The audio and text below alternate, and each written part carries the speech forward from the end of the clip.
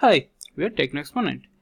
Techno Exponent is one of the best web and mobile development company in India. Our developers are experienced developing various complex mobile and web applications. So you have mentioned that your clients are currently receiving invoices from their suppliers in manual format, and the invoices goes through several stakeholders at the company, from accounting to product manager to finance, until the invoice is verified against service providers and payment is made against verified invoice. So you wanted to automate this invoicing to payment system, and I'm happy to tell you that we are able to help you. So as I mentioned in the proposal I've submitted, that we are experienced developing invoices applications, and I've provided the links. You can check them out, and we are also habituated working with Laravel framework. So you have provided this prototype link, and I just wanted to show you that what I have understood by going through. Please correct me if I have made some mistakes. So basically, in order to create an client's account, the document controller will create the employee profile. He or she will create their client's profile, submit invoices, handle received invoices, see progress of the invoices, finalize the finalize the cycle. The junior accountant will issue payment certificate and issue details to the voucher. The chief financial officer will issue the check. The project manager and project director will sign the payment certificate, and the managing director will sign the details voucher.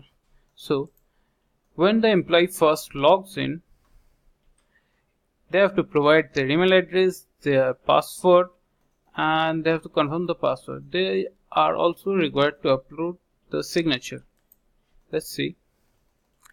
So you wanted to know that what would be the signature, what file formats are allowed, right? So I'd like to answer that any picture file format, that is PNG or JPEG or anything that any format that is scanned, can be uploaded or should be allowed.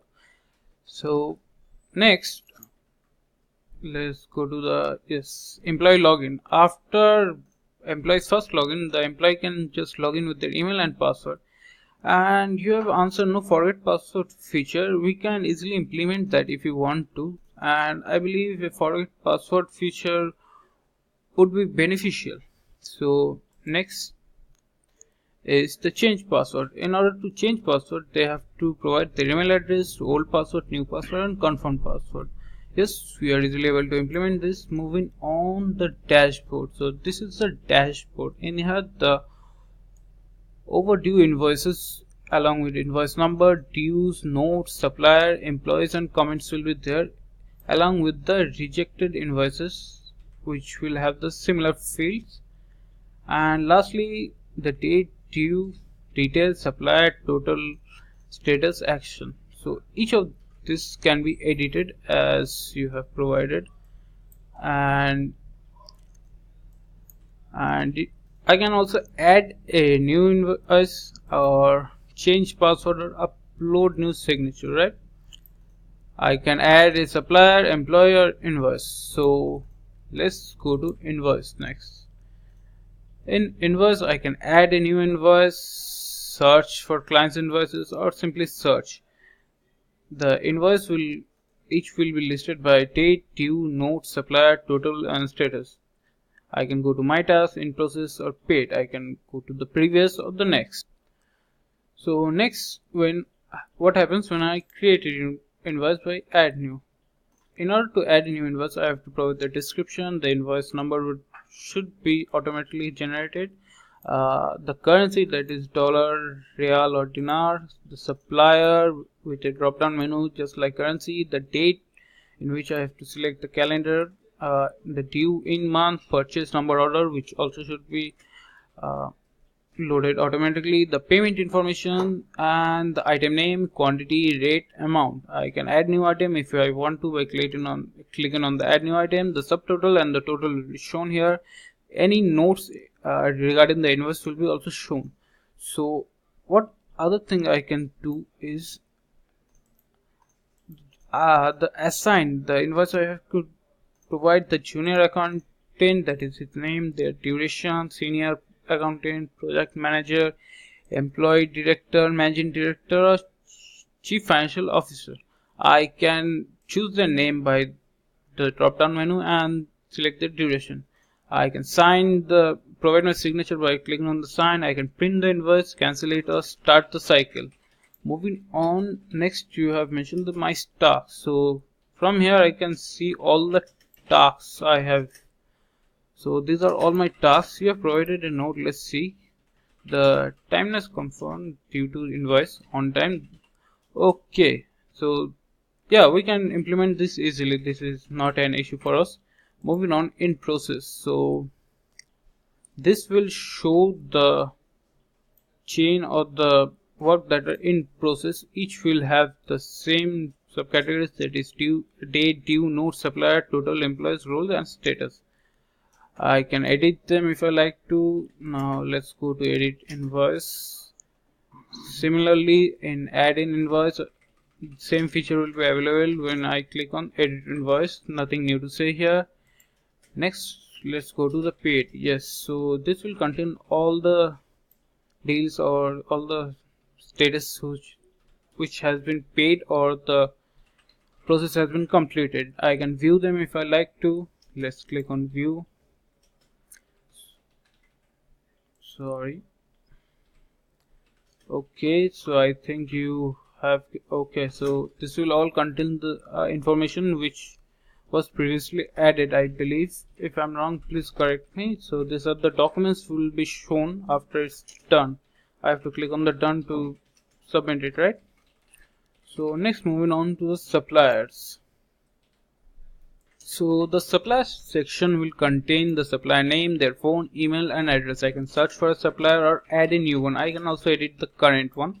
So let's go to create a new supplier or add new. In order to add a new supplier, I have to provide their first name, their last name, their phone, email address, normal address means postal code, state, fax number, tax identification number, payment number, notes, and then I can just click on save or cancel. I can also edit a supplier by clicking on the edit supplier, and from there I have to just edit the field which I have already added. So yeah, this is a basic function or feature. We can easily implement this. Moving on, the employee section.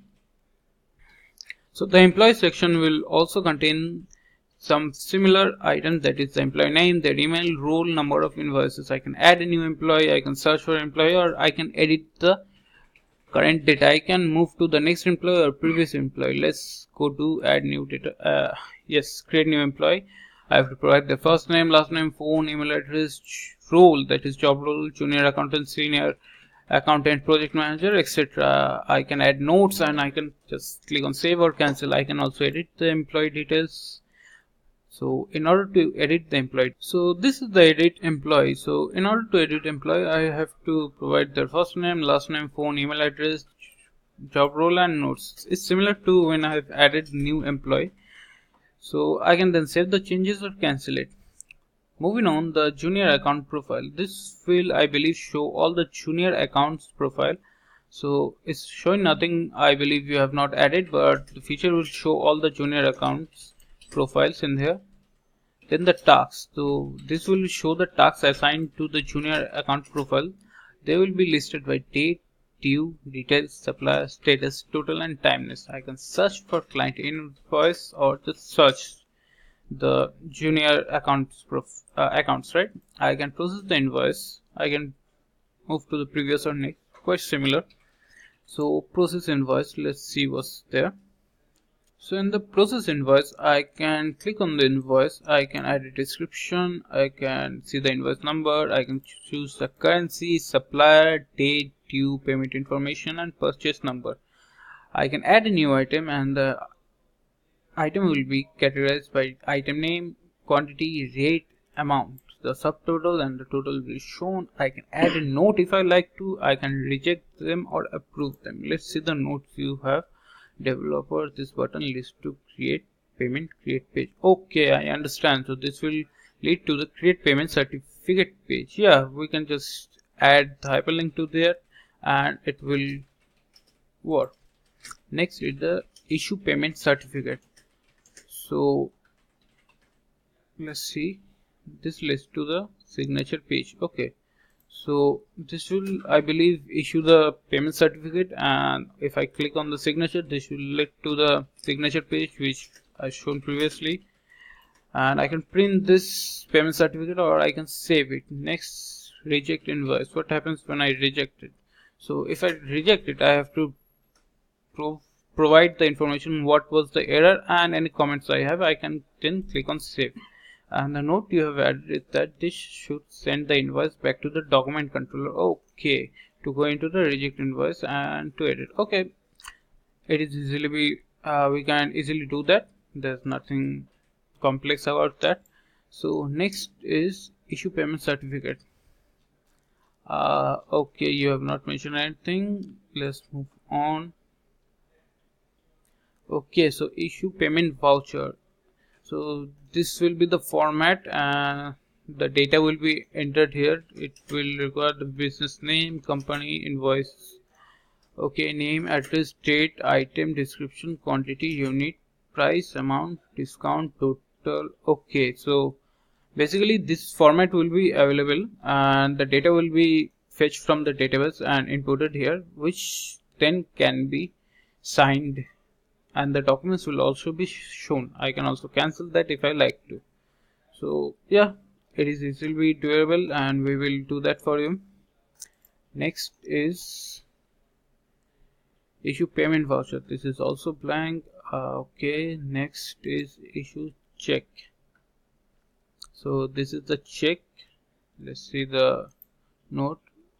It's just assumption. Okay, so this is just an assumption. So let us know when you know what the fields are and we will add them. This is simply a format where the details will be fetched from the database, and then the sign, the CFO click on this button. This will cause the system to send notification to the document controller. Okay, so when a CFO sign this, we will make sure a notification goes to the document controller about this this signature of the process. So next is issue checks. So I think there's nothing here. Moving on, this will show the senior accountant profile. There's nothing here. The tasks, the senior accountant's tasks will be listed. Okay, so yeah, there's nothing new to mention here. It's quite like the previous junior accountant. So let's move on to the signed payment certificate. Okay, so this is the payment certificate. It will have employee, contractor work and various information. So this will be just an format, I believe, in which the data will be fetched from the database, and then the user can sign it or reject it and the document. So this will be provided to the senior accountant and they just have to verify it and sign it. Yeah, it is easily doable. So let me just pause this video and I will attach a link to the next video which will show the rest of the criteria or features you have shown. So please, I will continue this on the next video. Please make sure you watch it.